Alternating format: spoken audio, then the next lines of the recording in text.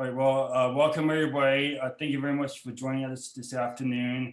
This is the webinar for the winners of the IACRL People's Choice Award in Scholarly Publishing to present on their articles. My name is Eric Edwards. I am interlibrary loan librarian at the Illinois State Library in Springfield. I also recently finished a term as the past president of IACRL. One of my responsibilities as past president was chairing the IACRL Awards Committee.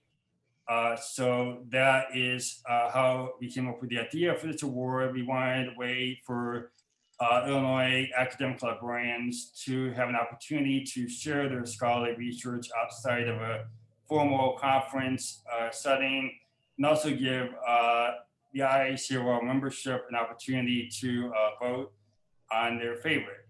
So that's how we came up with the three winners. We also had three other entrants. I will mention them later on, but I would like to go ahead and introduce the winners. So the first place winner is JJ Pionke from the University of Illinois at Urbana-Champaign.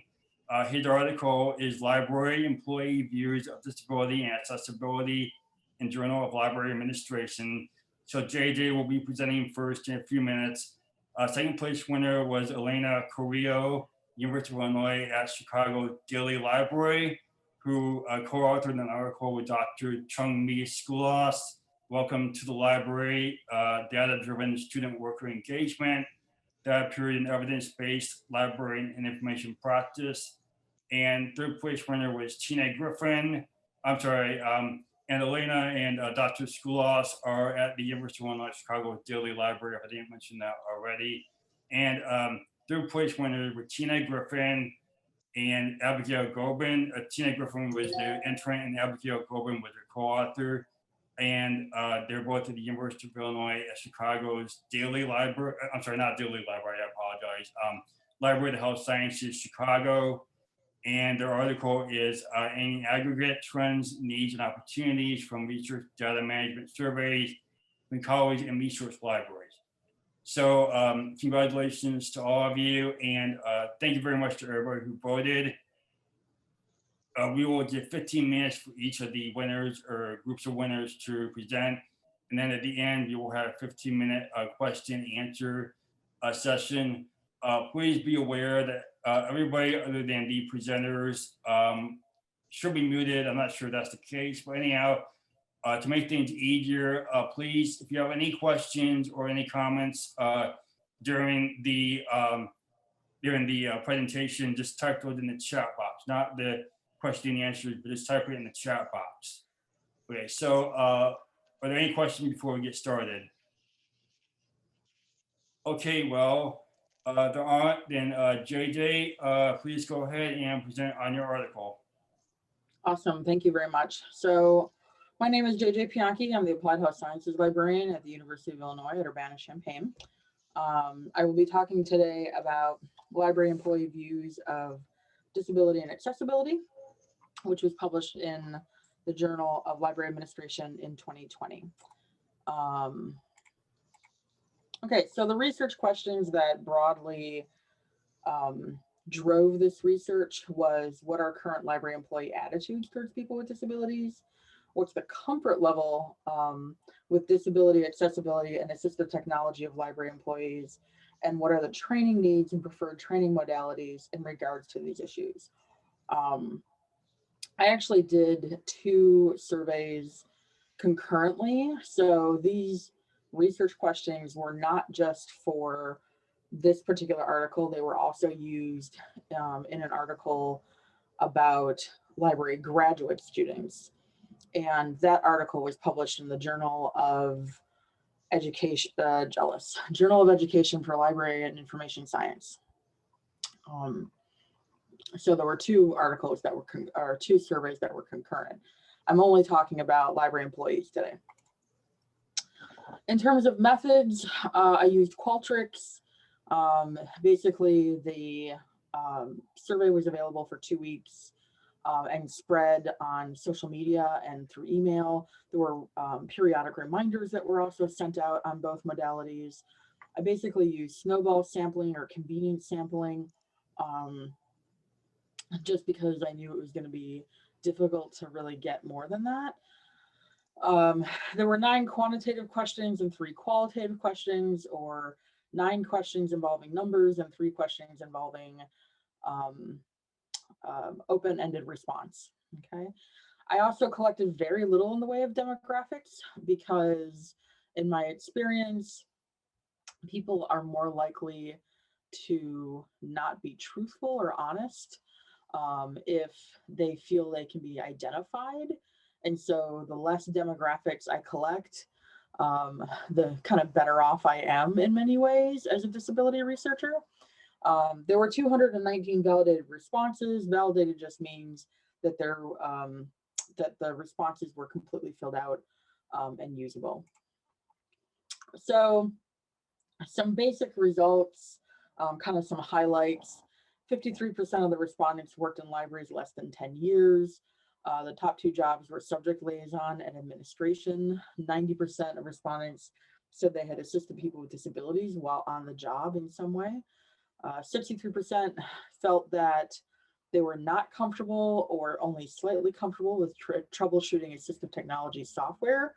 And to be clear, assistive technology software is on every single computer. Like, it might be buried in the settings, but every computer that you're all watching this from has assistive technology software on it. Okay, whether it's a Apple product or a PC product. 72% of respondents were very comfortable getting education about these topics. I think probably because we're all a bunch of nerds, which is great. Etiquette and working with patrons with disabilities and empowered decision-making were indicated as being the most important topics in the next 5 years. And the #1 training method requested was online tutorials, as seminars or webinars. All right, so there were a bunch of emergent themes. And to me, the themes are really what's important about the article and about the research. So these weren't in any particular order. So one of the, and I pulled out some of the quotes that are particularly fabulous in how horrible they are. So accessibility will make accommodations if we need to. This is a very ableist statement because it basically is saying, if we need to do this, we'll do it, rather than being proactive. Spaces were indicated as generally being inaccessible, and more importantly, that there was poor communication when things were changing. So like, if there was renovations going on in the building, there wasn't enough communication about where to go to get into the building, or how to find an accessible bathroom if the bathroom was down for renovation, or things like that. Exactly, Tina. That these people already exist in the population, and that they're coming to every library, whether you're aware of them or not. You know, kind of fun factoid is that 15% of the world population has a disability according to the World Health Organization. And that number is also borne out by the US Census. So I think the US Census is 15 or 10%, I can't remember which. It also varies state to state. I don't remember what the Illinois one is, but you know, guaranteed there's definitely a portion of the population that goes to every library that has a disability, and more than likely has a disability that you can't see. Anyway, services. My main concern is not knowing how helpful to be or how proactive to be with helping. I want to respect autonomy, but I also don't want patrons to feel like they have to wave me down to get help. This is actually a really valid concern, largely because when we're looking at, when you're a person with a disability, you get a lot of, if you need help, just let us know. And that person with a disability may hear that 10, 15, 50 times a day. And honestly, it gets exhausting. So I have both a mental health disability and a physical disability. And while I appreciate the help, a lot of times I'm just like, let me do it myself. You know, if I'm having a good day and I'm not in a lot of pain, then I want to do things by myself. So it's about finding that balance of when to offer assistance and when not to. Okay, so more themes, databases. Databases are huge. Student had very reduced vision and needed digital access to required textbooks. Working with the patron was just fine, but obtaining PDFs of the resources for the different vendors was very time consuming, probably extremely frustrating as well. Unfortunately, there's a lot of, on the part of vendors, it's really hit and miss. They're starting to be more aware that they really need to make their products more accessible, but it's a work in progress. If you want to look more into the database issues, look at the Big Ten Academic Alliance e-resources accessibility group, and I'll put a link in after my presentation's over. Instruction, I had a student who was overwhelmed by the bad example website. It made me aware that I wasn't as thoughtful in planning my instruction as I wanted to be. So often as librarians, we do, we put together a lot of time on our information literacy instruction or whatever other types of instruction we're doing, but we usually don't think about, is this accessible? If you'll notice, like my PowerPoint, everything is just in black and white. It's high contrast. There's no color. I was putting this together a little bit last minute, so I didn't have time to put in, graphs and things like that. But this is, this decision is very deliberate so that it is high contrast and it is easy to read, rather than having something that's in complementary colors and it's hard to read, or it might be in a color that is on the colorblind spectrum, etc. And then policies generally are, at least according to the respondents, are unclear. They may be overly restrictive, and they need revision. A lot of respondents felt that training was really desperately needed, especially in terms of comfort with assistive technology. And this was especially true, not just with assistive technology, but also interacting with people. Knowing when there was a crisis and when there wasn't a crisis and how to handle that crisis, and things like that. So, and that leads into interactions in terms of there needs to be training in patience and observation, so that, frontline workers are aware of what they're seeing. So not just observing closely, but also being aware of what they're looking at, which are two different things, right? There was also quite a few comments about graduate education, that most of these topics, especially for practical application, were not covered in graduate school, and that is a major issue. In the other survey that was for graduate students, that comment was borne out. Like, a lot of the graduate students that took the other survey indicated that they basically had a lot of anxiety about working with people with disabilities because they were learning theory, but they weren't getting practical advice or getting experience in the real world, in terms of working with people with disabilities. And more often than not, library management is a barrier. I would say most of the comments about library management were negative and showed a clear disconnect between what frontline workers were experiencing and what library management believed or thought about in terms of disability and accessibility. A lot of ableist attitudes were reflected in comments. So resistance to providing assistance, especially when disability is temporary. There was a really good comment about a librarian who basically pulled a bunch of books for a very, very pregnant woman. And her coworker was like, "Why are you doing that? She can get them herself." And I have never been a pregnant person, but when your center of gravity is completely shifted and you're carrying around a giant basketball, I would want help too. And pregnancy is often considered a temporary disability because of all the changes that happen to a pregnant person's body. There was also another clear theme was empathy, that it's really desperately needed, and that it's also hard to figure out what it is exactly, and how to train for it. And library employees with disabilities are generally not treated well. That didn't come through a lot, but it was enough to be a theme. So that there's a problem out there in terms of how we treat our employees with disabilities. The recommendations that I made in the article revolved around creating a training program focused on accessibility, disability, and empathy. This is different than Project Enable. Project Enable is out of Syracuse University, and Project Enable focuses much more on skills.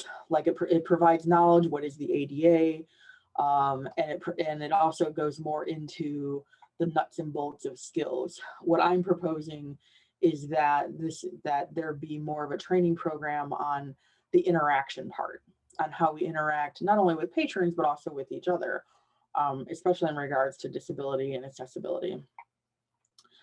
Examine our policies from the local through national levels for DEI, or diversity, equity, and inclusion, which includes disability.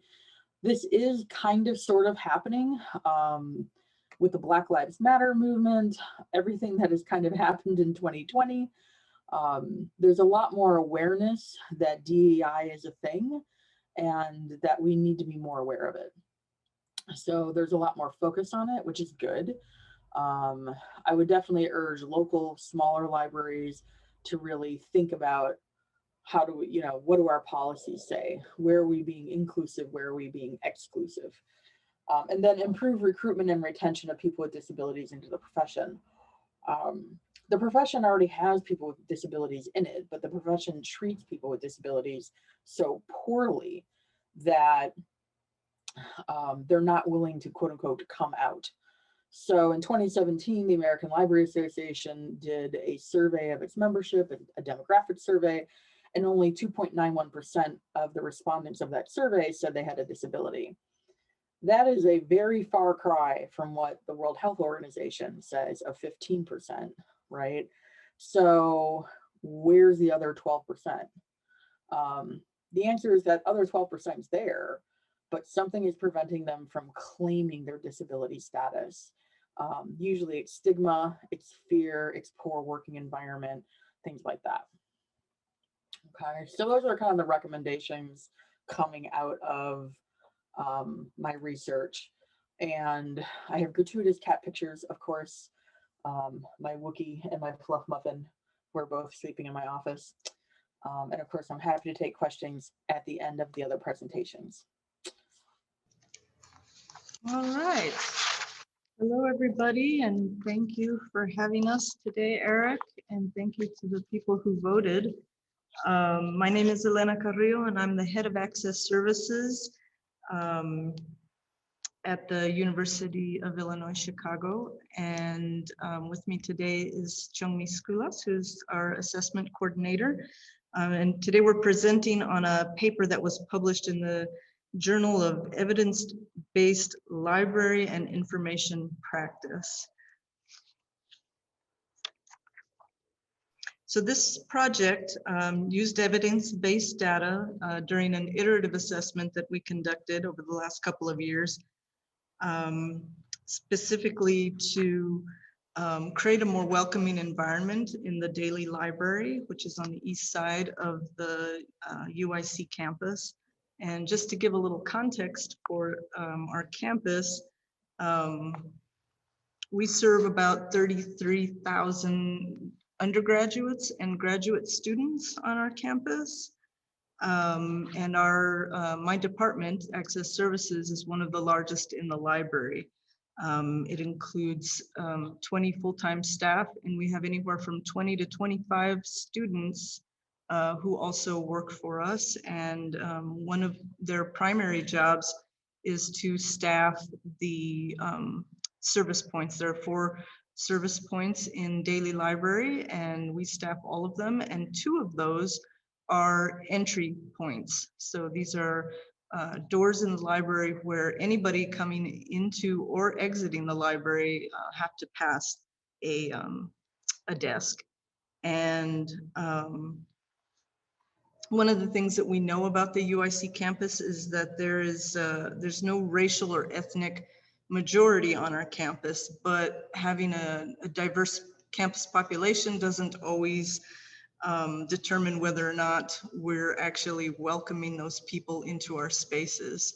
So our goals were to empower our student workers, to connect them to the mission of the library, and to that diverse population, so that we could make sure that our doors were open and people felt comfortable coming into our buildings.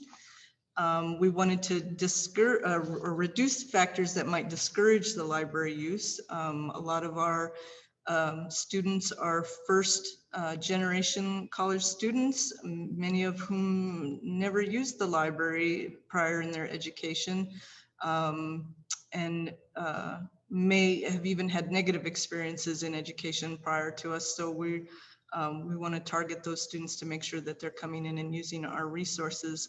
And then the other thing was just to use the data to assess and share the experience of patrons and reinforce a positive customer service attitude, and to identify areas where we could have some improvement. So we began this project in fall of 2018, and it was a simple paper survey that we handed out to people and made available at our service points. And it had 3 questions on it. And the 3 questions were, or actually the three statements that you could respond to were: I was greeted with a smile and made to feel welcome. I got what I needed, and all of my questions were answered.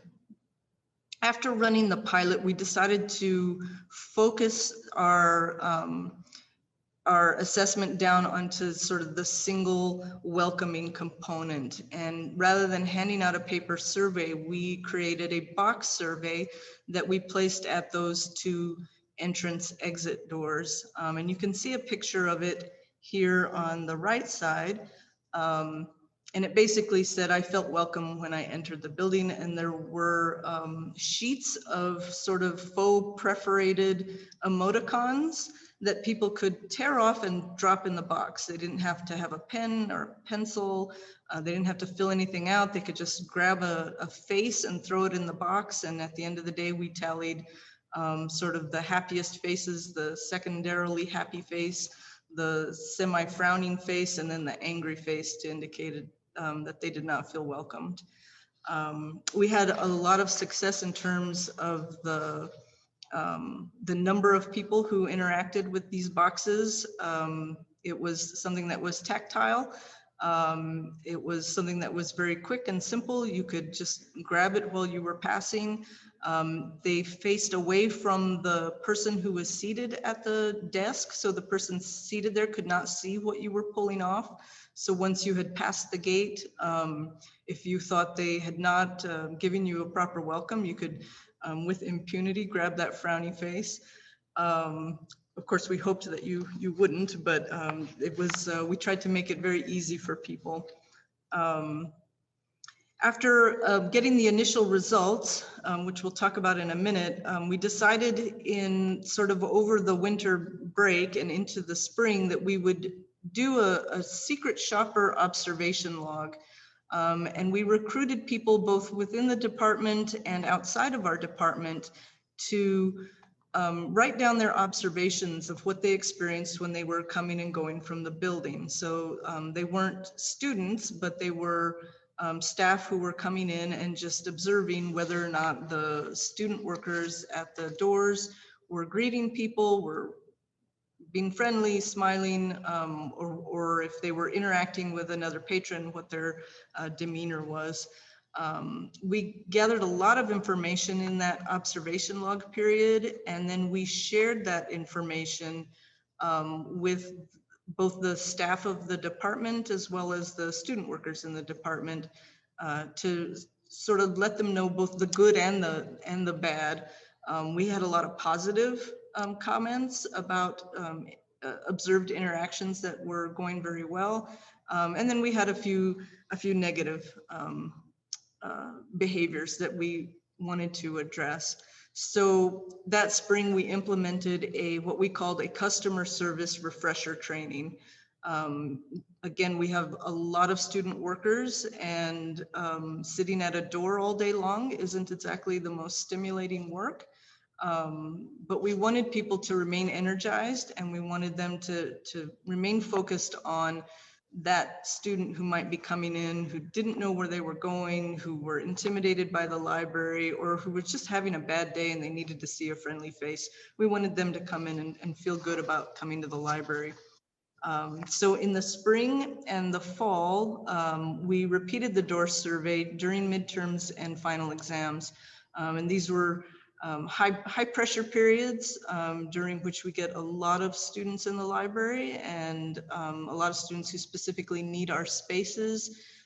They need respite from the pressure of doing their schoolwork and handling whatever else might be going on in their lives. And of course, they've got exams to deal with. So it's a little bit of a pressure cooker period, but we really wanted to get some details about how they were doing. And now Jung Mi is going to talk to you a little bit about the results. Thank you, Elena. Hi, everyone. I'm Jung Mi, and now I will present the findings. So the top graph actually indicates the findings from the first pilot study Elena mentioned. So among a total of 291 participants who completed a survey, the results actually shows the majority of them strongly agree. And actually, we were very surprised by the response because of the previous mixed anecdotal evidence to the contrary. But in spite of this, we wanted to have the goal to increase positive response more than 90% or better. Another key findings I want to highlight is on the bottom left, is from the secret shoppers type of observation log to provide a feedback on the student employees' behavior happening at our doors. So we recruited 10 library staff members from a variety of library departments, and we asked them to record their observations in a Google form about their experience when they entered and exited the library buildings for about 2-month period. And the survey asked them to record what are the welcoming behaviors they observed and what are the negative behaviors they seen. So for the disobservation log, the observers recorded more than 188 interactions at the doors, and the majority of the respondents actually reported welcoming behaviors, including attendant made eye contact, followed by attendant greeted me, and attendant smiled at me. On the right side in the bottom, that is the negative behaviors also appeared. Checking phones, chatting, and slouching with a cell phone was the top complaint by the observants. Next slide. This is the results from the door survey that Elena mentioned. This is the not one-time event survey, but it's more repeated starting from the fall 2018 with a specific focusing on the welcoming aspects of our customer service at the entryway. And the first results we received that we expected from the first final exam, and it shows a significant percentage of our patrons agree that they felt welcome upon entering the library. But we were also curious about why 31% people are not feel welcomed, and we don't know based upon this data. And then as Elena mentioned, the Access Service Department implemented a refresher program to student employees, including sharing those, what are the comments they received, the positive behaviors, and what are the negative behaviors, and also highlighting goals to increase a welcoming experience for the spring final exam. So we conducted a door survey again during our final period in the spring 2019. And as is shown in the graph, the number of the respondents who reported agree or strongly agree increased 10.6% from fall 2018 to the next time, and a total of a 15% increase from the fall 2018 to fall 2019. Next. Good. That's it. Elena, you can.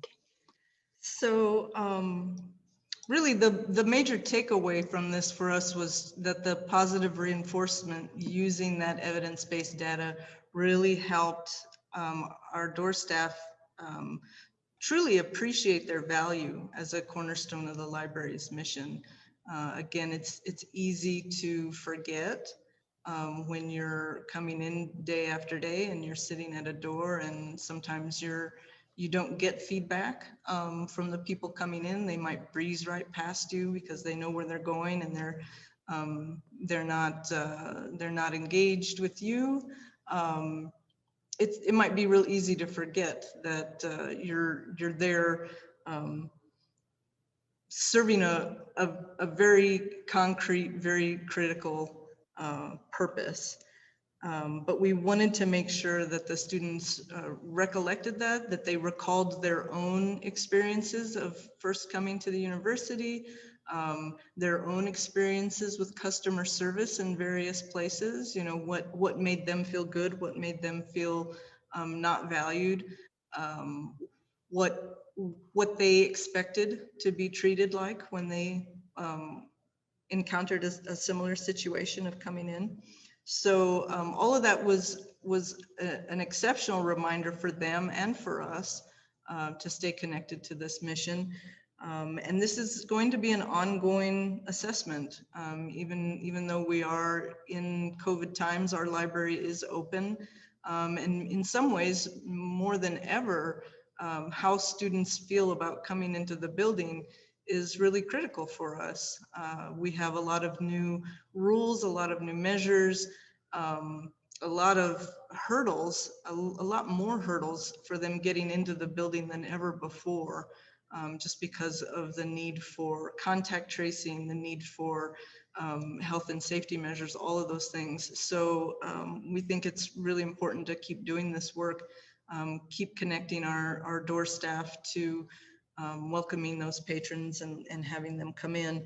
And one of the exciting things that's coming out of this is that we are hoping we have a partnership with a student from the College of Engineering here at UIC, who is willing to build for us an actual automated response machine to replace our paper box and its tear-off tabs. So this would be an electronic device that would actually just have buttons that you could press and go.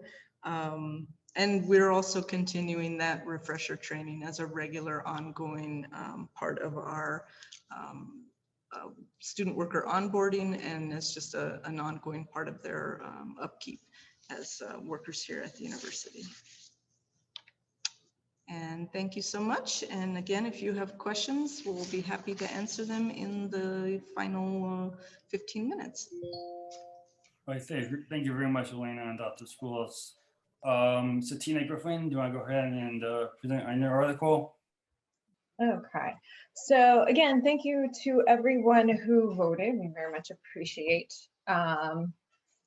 recognition of the work that we did for this project. And this was a project that initiated with Abigail, who couldn't be with us today. She had a conflict, but we were coming in, and this paper is a little bit different than maybe what we've been hearing for the past half hour or so, in that we're looking at research data services, and to some degree the history of research data services, and what academic libraries in particular have been doing, but not exclusively academic. Yeah, almost exclusively academic libraries. So a little bit of background. If you're not familiar with research data services in general are one of those things where if you're in an academic institution, particularly a public academic institution, particularly a public research academic institution, There are federal mandates that have affected our faculty and our students and our staff, in the sense that we have to provide a pathway. We as an institution have to provide a pathway to access research data. And in large amounts, a lot of this has been pushed forward by current federal mandates. Things like the National Science Foundation requires data management plans. If we give you money, what are you going to do to like manage that data and make sure that the stewardship of that data actually is properly taken care of and tracked, so that we are being efficient, that we are actually using the money appropriately, things like that. Relatedly, there are other things like the Open Government Data Act, which is one of the most recent things where, you know, data, increasingly there's a push for data to be open. So not just you have to manage the data, but also that you have to make that accessible, because the taxpayers are paying for you to create this data. And there have been other things like open access policies and things like that, where they want access to the published research, which is what things like PubMed Central and various other things are doing. So it's one of those questions where, how do we do this? How do we get involved in this? You know, how does this put pressure on our faculty and things? So these are the drivers that are coming at our faculty and students and staff.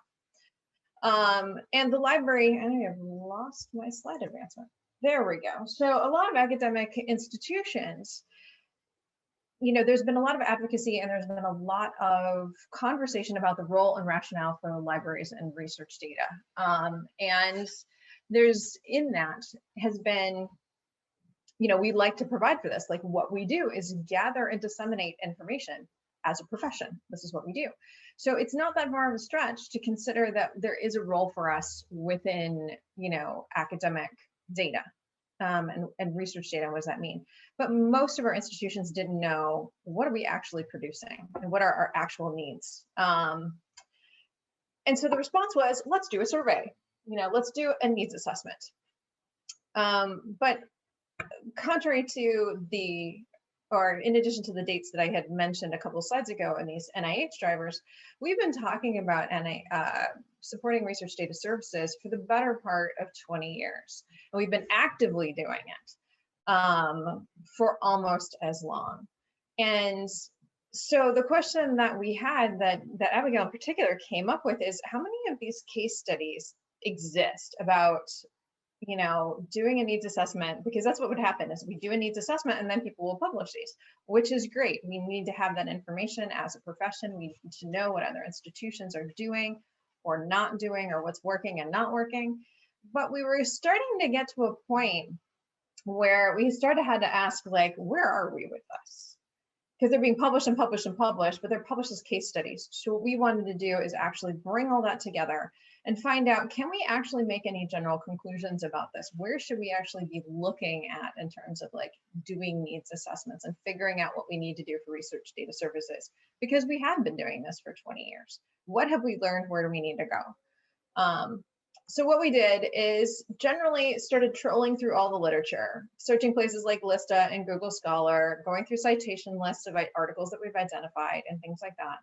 And then we started reading these articles, doing a categorization and coding for things like general article information, how they were actually doing the assessment of their needs analysis, you know, finding that instrument metadata, figuring out which audiences they were talking to, what kind of questions they were asking, what did they report out on that, and what did the library ultimately do about it. The type of things that we included in this was general case studies. You know, we did a needs assessment at our institution. This is what we found. We did focus on US, and these had to be published manuscripts to some degree. We excluded things that were like, oh, we did a service, or it's a service evaluation. We wanted actually the needs assessment that led to that service being implemented. Sometimes those were together, but if it was exclusively about service or service evaluation, we excluded it. We also excluded conferences or posters, not because we didn't think they were valuable, but unfortunately for this kind of like light meta-analysis that we were doing, they generally did not include enough information for us to be able to reliably say, you know, they didn't always talk about their instruments, you know, the types of information they were in was like in a one introductory slide and it wasn't in depth enough. So as much as we found those to be valuable for perspective, for, you know, the ability to do analysis was limited. So what did we find? So at the time of publication, when we stopped collecting these, we had 55 potential studies, individual case studies that were published about needs assessments for their institutions, which resulted actually in 40 different documents and 37 unique case studies. The numbers are different because in a lot of cases, some of the data would be split up, but it'd be the same data among two papers. You know, they do a needs assessment about one part and then a needs assessment for another part, but it was essentially the same data set. So we had 37 different case studies to work from. And a couple of the study demographics, you know, the publication range was 2007, 2016. That was, you know, from what we were collecting. There's been a few more since then. And there's a few places, actually, if you're interested in data management and needs assessments, we do actually have this in the paper as an appendices, so you can actually download this and find out where people are publishing on this. So if you actually want to go and read some of these articles, you can get that. And what we saw largely was we're getting these needs assessments and case studies out of highest research doctoral granting institutions that are public. That's the majority of what we're seeing. We're also seeing, you know, there's a lot of different ways that was recruited by email, you know, because a lot of these things were like, we're going to send you a survey or we're going to have a focus group. Surveys, focus groups, and interviews were the three most common methods, most of which being surveys. And these were distributed by email. They were distributed because of personal invitation, lunch meetings, and open call, things like that. Not too many of those. And a lot by liaison contacts with their individual departments. And when they did all that, we ended up with over 5,000 people over the course of all these studies that had been talked to, the majority of which, 72%, were faculty. Beyond that, it was staff, graduate students, a mix of undergrads, postdocs, administrations, and other people that were in there. And who they talked to, which is great. But there's some limits in there, which I'll talk about later. So for this slide and the next couple of slides, I don't necessarily want you to focus on like each individual bar. What we did here is we looked at the questions that we, as the library profession in these case studies, kind of globally asked. And if you look at the top few of them, you kind of see that we didn't ask that much about the policies and the policy drivers, how they were getting funded, whether they were having issues with data security or things like that. We didn't ask that very often. What we were asking a lot about were things like at the bottom of this list. We asked a lot about data size. We did ask about their storage, their format, what kinds of data were you actually collecting, and issues regarding sharing their data. So, and everything else kind of fell in between this. Now, on the flip side, in terms of responses, so again, these were interviews, focus groups, and surveys all collected. So there's a large opportunity for people to respond in the manner that was appropriate to them, or even if it was a survey, a lot of things of like, what else would you like to comment on? And these were an aggregate of the types of things they reported as either needs or concerns. And you can see that on the bottom, there is a certain amount of, you know, they're still asking about storage, they're asking about backup, they're asking about, you know, their concerns for preservation. They're not actually asking, you know, too much about finding data or requirements from the funders for data management. They're not asking that much about policies. They're not replying that that's a need or a concern for them, at least over the course of the span of these. What this slide actually talks about is kind of taking those two things together and looking at like, what are we asking versus what are they responding? And on the left side of the panel, we see that there's 6 different things that we ask about generally, but they're actually responding higher as that's a need than we're perceiving as a need. they're talking more about preservation than we're asking about it. Given the opportunity to free text answer or respond in their own manner, they're asking more about training and education. They're asking more about security. And we didn't ask at all in any of the studies about the cost or time regarding data management needs, and whether or not any of that could be addressed. We asked that 0 times, but they brought it up. Now, in contrast to that, we asked a lot about data type and format, their data size, how long do they have to keep their data, and they're not responding that that's a need. They've either got that figured out or it's not a concern or things like that. A few other things like who's responsible for the data, the funding requirements for data management. We ask about those things, but there's not really a need there. There's not really any concerns that they have about that. So there's a little bit of disconnect in what we're asking versus what they're needing. And then the results here are, what do the libraries do about this? And in some cases, it's really not as much as we would like to see. They're going to create a tool, they're going to create some training. A lot of it is education. We're going to start providing workshops. That was the majority of it. We're going to do workshops and classes and courses, and we're going to start doing this. And in some cases, a lot of this can be, aspirational. This is what they did the needs assessment. This is what we're hoping to do. So some interesting points, but not as much as we would like to see in some cases. So what does this mean? One of the things that we did find from some of these things is that there is an actual overrepresentation of institutions. A lot of these are coming from public and public highest research, but the actual population numbers of public highest research institutions is actually very low. So there's institutions that are not represented in these studies. And we need to figure out how to, where that research is, or encourage those institutions and those libraries to actually start participating in this kind of research, so we get a bigger picture and a better picture of what those needs are. There's a few biases present, and some of that has to do with public versus private institutions. Private institutions can rely on tuition dollars, and public and grants and contracts. And they also receive more in terms of like gifts and things like that than public institutions. So there might be a disparity in how and where money can be spent to support research data services, or what can be done. The other thing that kind of came up, or we're supposing are coming up, is that there's also different P&T structures.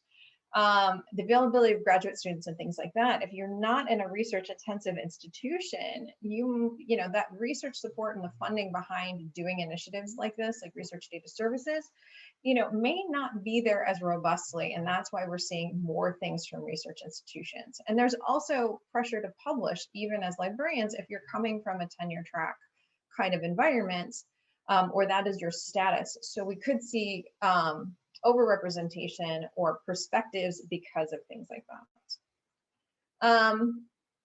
Regarding who we talk to a lot of faculty, and this is great, but that does mean that we're probably not actually getting perspectives of particularly postdoctoral researchers and graduate and undergraduate students. It is well known that graduate students and undergraduate students and postdocs are the ones that are actually actively working with the data more so than the PIs of the lab and the faculty. So there is a certain amount of work where we need to actually be talking to those people more, because they're at the ground level working with these things. And those needs and perceptions of those needs are going to be different than what the faculty are reporting. And then going back to those questions versus responses, the library is asking this from a standpoint of what service can we implement? What do you need? So what can we do for you? And librarians, we might be looking at this, we're looking at this probably from a slightly higher level. Like faculty are going to be looking at what their immediate needs are that address their lab and their particular circumstance, or their research group, or their collaborators' needs. But we're looking at like something like, what can we scale? What can we scale? What can we deliver to a lot of people? And so that could indicate what some of these disconnects are. There's a few things. The major concerns are sharing. This is universally known now. What we have seen a shift is we've moved away from should we share. The earlier case studies were like, should we be sharing data, things like that, to how and where do we share data. because the expectation has moved and because the increasing demands for sharing research data are there, faculty are accepting that this is a thing, not universally, but they are. So while sharing has been a concern, the subtext underneath that sharing is actually subtly shifting. And so we've had to shift along with it. Storage also is an issue. But they're now starting to differentiate between active storage and things like curated repository work and what's appropriate for universities and libraries and things like that to do. Like, is active storage within the scope of what we're doing? Should it be? Should it not be?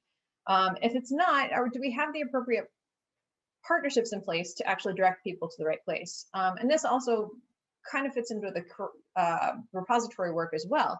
There's a number of highly specific repositories out there for particular types of data. Do we know what they are so we can actually tell our faculty, hey, put it here, there's a place for you? Or do we put it in our general repository because it doesn't have a home, but your home can be with us in our repository. And training and education is a continual issue.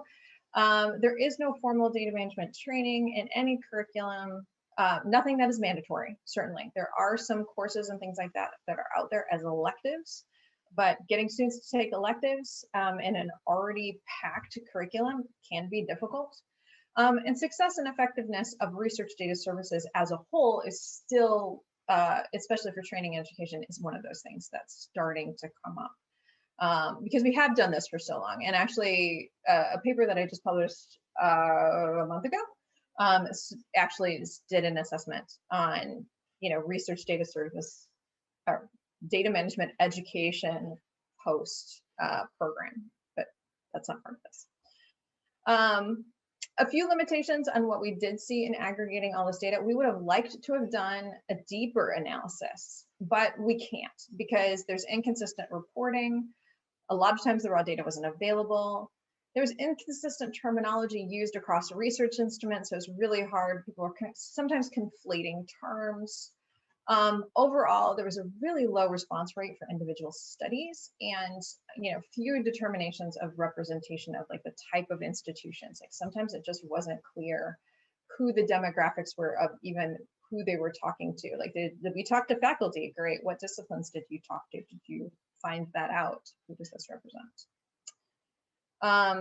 So going forward, here's the things that we actually recommend is that, future research really needs to be about a non-faculty audience, staff, students, people like that, but also other institutions, liberal arts colleges, community colleges, smaller research institutions, and other disciplines. A lot of what we came in largely was STEM-based. We don't need anything else looking at just faculty, and we don't need anything else from highest research institution doctorals. Like we have 50 papers and 37 case studies that talk about that. So we need other things. We also would like to see more reuse of survey instruments and release of survey instruments and, other publication venues outside of librarianship. So to close this out, what I would like you guys to be thinking about is where are your institutions? What is your institution and was it represented here? Regarding research data services, where is your institution with this? Is this data useful for you? Like if you're from a highest level research institution, you need storage, sharing, and education. Like we have figured this out for you. Are there gaps that you can fill? And like, based on this data, what is your next step going to be? What would you like to see? And what is your capacities for doing research data management? Again, thank you to everybody for this. And I'm going to shut this down. I've been seeing chats pop up. So I'm going to get out of this and then we can start the Q&A. All right, thank you very much, Gina. So we have only a few minutes left for questions. We didn't have a clock to see. That's good. No worries.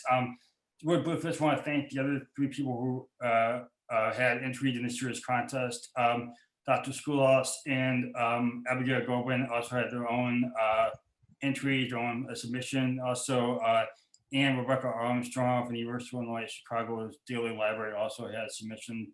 So thank you to everybody who voted and who entered the contest. Are there any questions? So go ahead and type them in the chat box, please. Great. So Tina, you have a question from JJ. Yeah, hi JJ. What do you plan to capture small institutions or specialty institutions? So at this particular point, the studies aren't out there from these institutions. We have mentioned, our work has been shown here and at other places like research, the RDAP Association, Research Data Access and Preservation, IASSIST, things like that. So we're encouraging other institutions to do needs assessments that come from institutions like that. To some degree, some of that it's a little bit hard because you get into the outreach question. How do we connect? These aren't people that we're seeing, or they don't consider themselves research institutions, even though research is happening at their institution. So there is a lot of conversation that's going around about the research data management and data librarian community in particular about how do we reach these institutions? How do we support them? Because, again, coming from larger institutions, we have more resources than they do. And some of that has been really targeted outreach toward,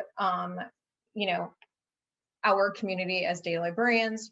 It's participation in regional events like the Midwest Data Librarian Symposium, things like that.